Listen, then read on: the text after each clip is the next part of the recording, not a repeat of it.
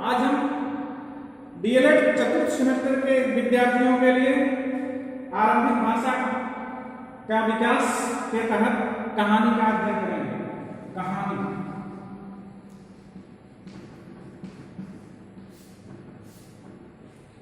कहानी क्या है? कहानी का साधारण अर्थ है कहना, अर्थात जो कुछ भी कहा जाए वही कहानी है। कहानी एक लघु गद्य रचना है जिससे मानव जीवन एवं चरित्र का वर्णन बड़े ही हृदय स्पर्शी, कलात्मक एवं आकर्षक रूप में होता है।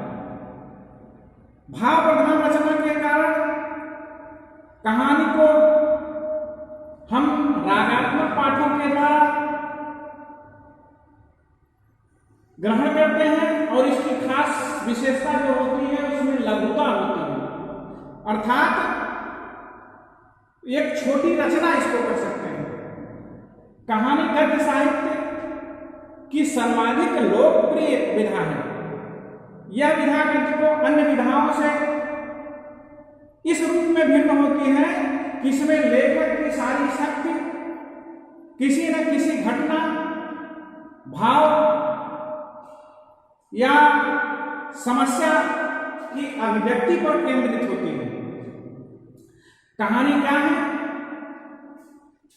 इसके बारे में विभिन्न विद्वानों ने अपने अपने अनुसार परिभाषाएं व्यक्त की हैं, क्योंकि कहानियां जो है मानव सभ्यता के विकास में अगर देखा जाए तो आदिकाल से ही मनोरंजन के साधन के रूप में मानी जाती हैं।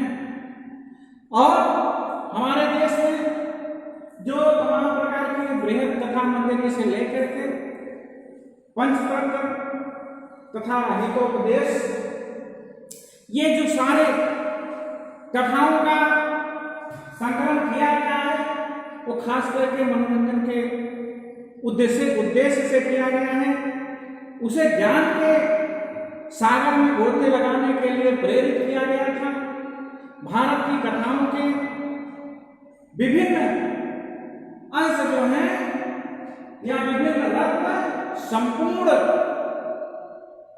विश्व में समादृत हुए हैं। रही बात कहानी की परिभाषा की, इसकी परिभाषा विभिन्न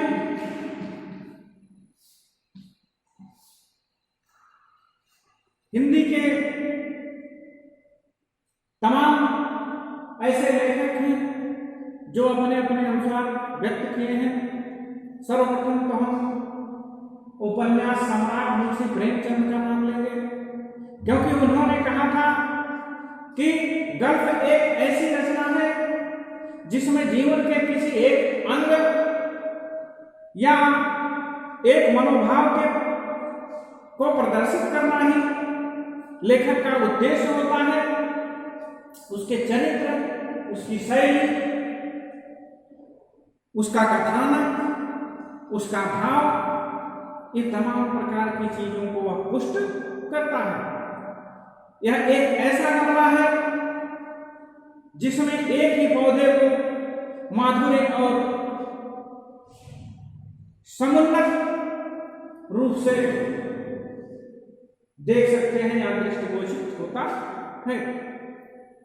यह था मुंशी प्रेमचंद के अनुसार। प्लेटो ने बताया कि शरीर के लिए व्यायामशाला और मस्तिष्क के लिए संगीत ही शिक्षा है। कथा भी एक संगीत का भाग है। फलतः कहानी शिक्षा प्रदान करने का सबसे महत्वपूर्ण साधन माना जाता है। ये प्लेटो ने बताया। लेकिन एडिसन ने क्या बताया? कहानियों द्वारा नैतिकता अपने आप हृदय में बैठ जाती है, क्योंकि जब कहानी बताई जाती है तो उसको सुनने वाला उसके विभिन्न पहलुओं को ध्यान में रखते हुए उसकी नैतिकता को ग्रहण करता चला जाता है। तो इस प्रकार से हम कह सकते हैं कि कहानी मानव मन में विद्यमान सत्यम शिवम सुंदरम को उभार कर उसे आचरण में बैठाने का कार्य करती है, जो कार्य ढेरों साहित्य प्रकट नहीं कर सकते, वह अकेली कहानी ही करके दिखाते हैं। इसलिए कहानी का शिक्षण बड़ी कुशलता पूर्वक किया जाना चाहिए। अब बात आती है कहानी के महत्व। इसका महत्व क्या है? इसका निम्नलिखित महत्व बताया गया। सबसे पहली चीज तो यह बताया गया, कहानी कल्पना व संयोगों का संतुलन करना सिखाती है। दूसरी बात यह बताई गई, स्मरण शक्ति का विकास होता है। पहला महत्व तो कल्पना और संयोगों का विकास होता है, और दूसरा महत्व इसमें बताया गया कि स्मरण शक्ति का विकास होता है। तीसरी बात बताई गई, तर्क, विवेक एवं संकल्प की शक्ति में अभिवृद्धि होती है। तर्क का विकास होता है, इसमें विचारों को क्रमबद्ध करके रखने का तरीका आता है, क्षमता बढ़ती है। बड़ी बात तो यह है कि सामान्य ज्ञान में वृद्धि करती है, और इसका खास महत्व तो यह है कि इसमें शब्द भंडार में भी वृद्धि होती है। और आजकल कहानी को एक मनोरंजन का सर्वोत्तम साधन भी कहा जाता है या माना जाता है। इसके गुण की बात करते हैं तो इसके निम्नलिखित गुण बताए गए, जिसमें सबसे पहले यह हो कि कहानी ऐसी होनी चाहिए जो नैतिक शिक्षा प्रदान करे, बालकों को नैतिक शिक्षा प्रदान करने वाली कहानी होनी चाहिए। और उसमें महत्व में अभी हमने बताया, सत्यम शिवम सुंदरम का समावेश होना चाहिए। मनोरंजन में भी समर्थ होना चाहिए, मनोरंजन का भी कार्य करें। दूसरी बात ये बताया दी जाती है इसमें, इसका गुण जो प्रमुख गुण है वो है सत्कर्मों के लिए प्रेरित करना।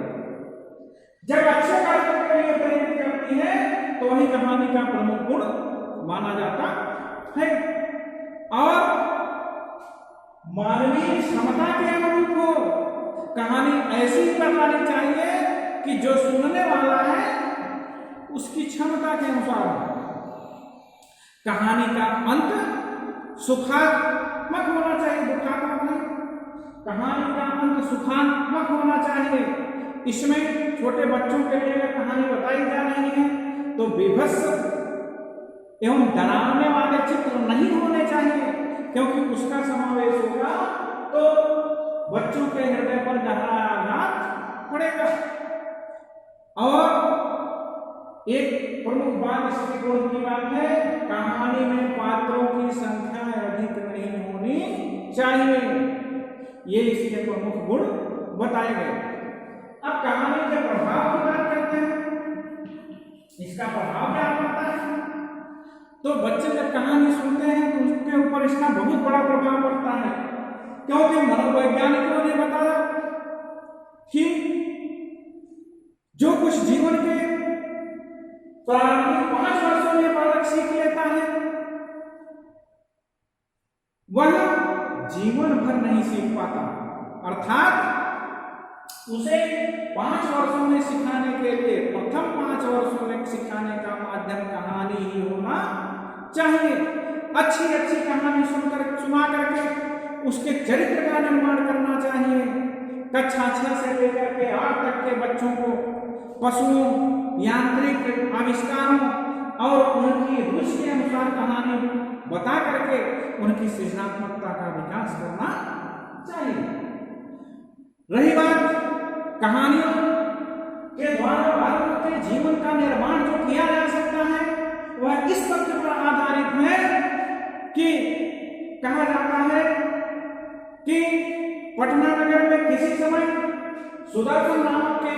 सुदर्शन नामक राजा राज्य किया करते थे। एक बार एक विद्वान ने उनकी राज्यसभा में आकर के कुछ ऐसे श्लोकों को पढ़ा जिसका शाब्दिक अर्थ यही होता है कि शास्त्र ही सब कुछ है, क्योंकि शास्त्र मनुष्य का नेत्र है।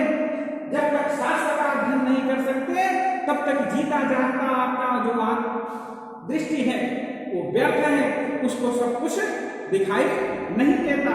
अर्थात इन नेत्रों की या सहायता से किसी वस्तु को यथार्थ और परोक्ष रूप में ही देखा जा सकता है। किन नेत्रों को?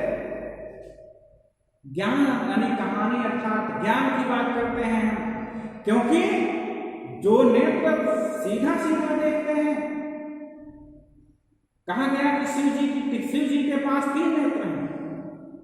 जो अदृश्य तीसरा नेत्र है उससे ब्रह्मांड का सब कुछ दिखाई देता, वैसे ज्ञान है। अगर ज्ञान नहीं है तो नेत्र होते हुए भी मनुष्य कुछ नहीं देख सकता।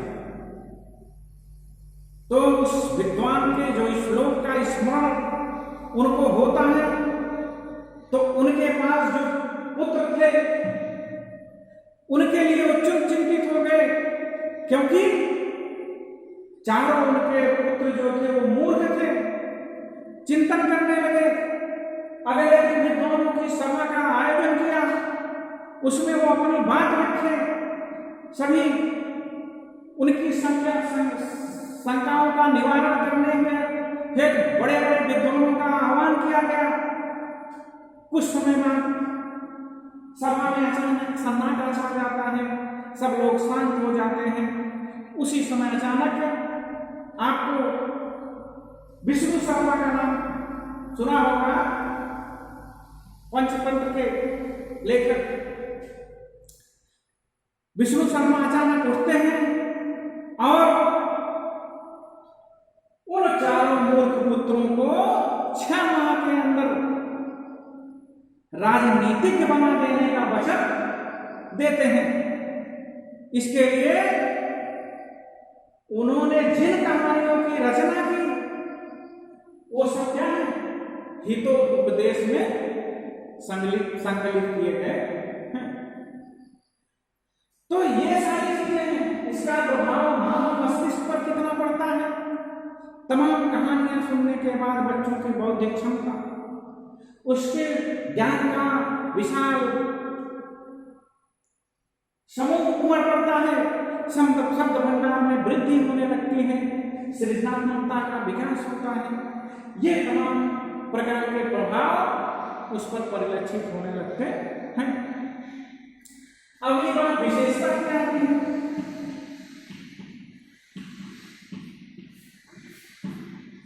कहानी की प्रमुख विशेषताओं की बात अगर आती है तो इसमें निम्नलिखित विशेषताएं होनी चाहिए। पहला नंबर तो कहानी ऐसी होनी चाहिए कि वह तन्मयता से सुनाई जाए और जो सुनने वाला पात्र हो उसको सुन करके जीवंत हो उठे। कहते हैं मुर्दा भी जीवित हो गया, ऐसी कहानी होनी चाहिए कि वह छात्रों पर अपना प्रभाव डाल सके। दूसरी बात यह है कि अगर कहानी में विदेशी पात्र आए हैं तो समयानुसार या देश काल के अनुसार उनको परिवर्तित कर लेना चाहिए। कहानी कहने वाला उस कहानी को पूर्ण रूप से याद किया हो, क्योंकि अगर कहानी ही याद नहीं है तो उसका निष्कर्ष बालक किस प्रकार से निकाल पाएगा। अगली विशेषता यह है कि कहानी की जो भाषा हो वो सरल हो, बोधगम्य हो। अगली बात यह है कि कहानी बताते समय, कहानी सुनाते समय प्रस्तुतकर्ता को उसके हाव भाव के साथ सुनाई जाए, जिसमें वह स्थिति उत्पन्न हो, सुनने वाले को के अंदर वह भाव उत्पन्न हो जाए कि वह उसका प्रभाव उसके हृदय पर भली भांति पड़ सके। अगली विशेषता तो यह होनी चाहिए कि कहानी न तो अधिक तीव्र गति से न तो अधिक मंद गति से सुनाई जाए, अपितु सामान्य ढंग से सुनाई कि कहानी पूरी रुचि के साथ सुनानी चाहिए, कहानी के कथानक और दृश्यों में समानता होनी चाहिए। ये था आपका कहानी की विशेषता। तो हमने पढ़ा कहानी की परिभाषा, कहानी का महत्व, कहानी के गुण, कहानी के प्रभाव और कहानी की विशेषता। सबसे पहली बात यह है कि अगर वक्ता और श्रोता की बात ध्यान में रखा जाए तो उनके अंदर इतनी तन्मयता होनी चाहिए कि जब हम कहानी कर रहे हो तो सुनने वाले को ऊबन महसूस नहीं होनी चाहिए, बीच बीच में उसको हानि भरने के लिए तत्पर किया जाए। उत्साहित रहेगा तभी हमेशा हाँ करता रहेगा, तभी उसको वह विधि अच्छी लगे। इन तमाम बातों के बाद कहानी शिक्षण की विधि का भी हम चर्चा करते हैं। कहानी शिक्षण की विधि, देखिए कहानी प्रभावपूर्ण तभी बन सकती है जब उसको विधि पूर्वक सुनाई या पढ़ाई जाए, क्योंकि कहानी सुनाते समय अध्यापक को बीच बीच में उससे संबंधित प्रश्न भी पूछते रहना चाहिए। पूरी कहानी सुनाकर छात्रों को कहानी की पुनरावृत्ति करने की भी बात बताई जानी चाहिए और चित्रांकन भी करवाया जा सकता है।